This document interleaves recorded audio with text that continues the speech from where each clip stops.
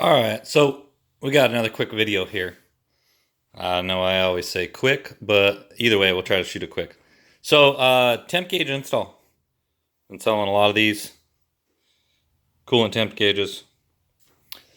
These are going in the upper radiator hose, and they are going to sit directly above the spark plug. Not for any reason otherwise, besides that it's a good reference point. So basically, we're going to trim out the width of this sensor body from here to here. You can take a marker and mark that upper radiator hose and then come back and cut it, and it's going to sit directly above that radiator hose, or that spark plug in the radiator hose. It's going to sit offset to the side in this location. So a couple things you can do if you don't want to drain your coolant on that. You can use these are called pinch pliers. You can get these at Harbor Freight or automotive parts store. Basically,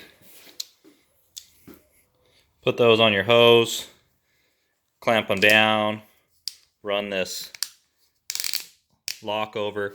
So you would put one on the front and one on the back, and then you can cut that hose with losing very minimal coolant in between. Or you can drain out the coolant and go that way. So this one's already drained, but I recommend using a set of hose cutters. These are fairly cheap too, the parts store, but you don't have to. You can use a razor blade. Gotta be careful not to cut any extra hoses that don't need to be cut. But let's see if we can set this somewhere.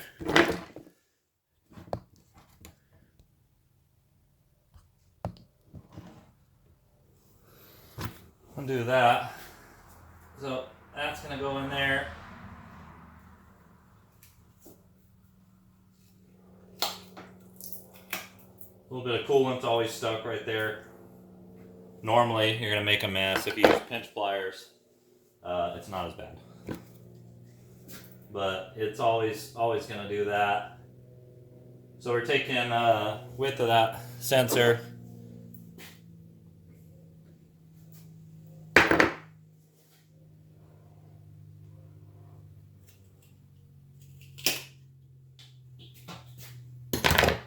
So that's gonna come clean off. We're gonna put hose clamps on each side with the screw on the bottom.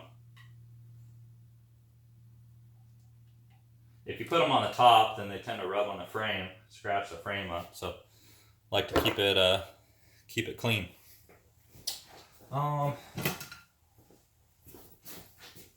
Some of these kits, some of them come with Phillips drive clamps, and some with standard flathead clamps. So make sure to bury the hose all the way on the sensor. Rotate it to a somewhat level position.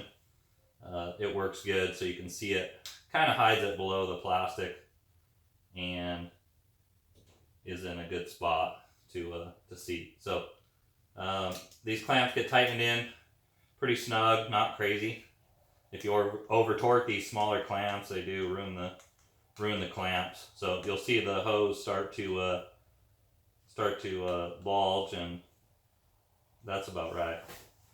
So go to the back one. Make sure you have some room in between. Make sure you have some width of radiator hose after the clamp. That way it doesn't try to slide back off the.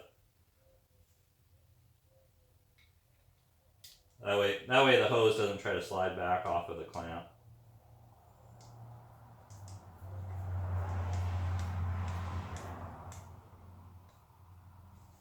So that's all that needs.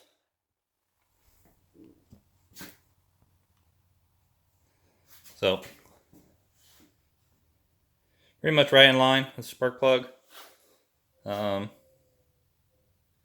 In this orientation, some guys choose to put them in the lower radiator hose. I like to see them in the upper.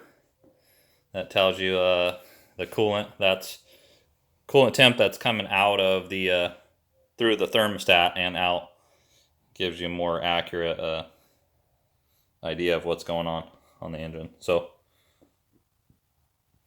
that's that. Make sure, so one thing to do if you do bleed the coolant system, or if you do drain the coolant system, what you need to do is this screw here on the thermostat housing, see how that has a copper washer? You need to take that screw out, and as you're filling the radiator, this will start to push air and eventually coolant. So this is your bleed port. As coolant comes past the thermostat, there's a bleed hole in the thermostat. So as that comes through, it'll start to spit and bubble out of there. That just makes sure that you're getting all the air out of the system. So you want to fill it until you get a constant stream of coolant out of there. Put the screw back in, and then top it off the rest of the way. So proper way to do that.